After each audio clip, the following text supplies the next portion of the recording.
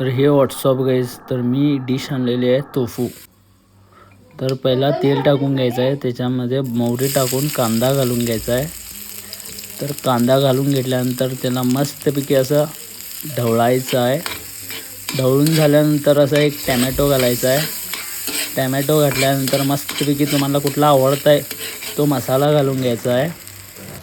मसाला घालून घेतल्यानंतर त्याचं हळद पण टाकायचं आहे. तीख टाकलो. तीख टाकल्यानंतर आणि ढवळून घ्यायचं आहे. त्याच्यानंतर असं टोफू किसून घ्यायचं आहे. पहिला मस्तपैकी किसून झाल्यानंतर आणि तव्यावरती घालायला पाहिजेत. तव्यावरती घालून झाल्यानंतर त्याला अनेकदा मस्तपैकी ढवळून घ्यायचं आहे, एकदम झणझणीत.